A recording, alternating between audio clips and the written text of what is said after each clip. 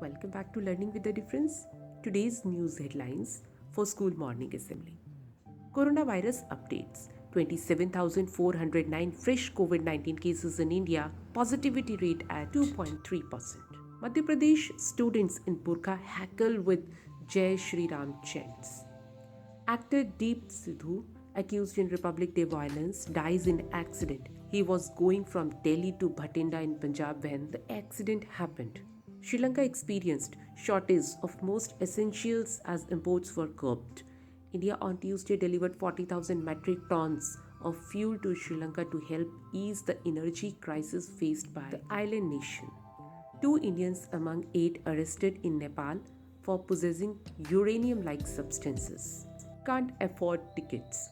Indian students asked to leave Ukraine, tell NDTV. And now some international news. Russia parliament asked Putin to recognize breakaway East Ukraine regions. Elon Musk donates 5 million Tesla shares to unspecified charities. Russia doesn't want war, says Putin amid Ukraine crisis. Sea level expected to rise a foot on US coast by 2050, a report said. And now some sports news. Russia's Kamila Valieva comes top in Olympic figure skating short program.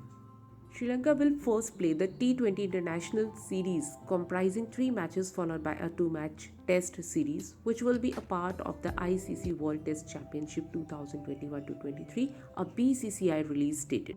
These are today's news headlines. Thank you to all of you. Have a nice day.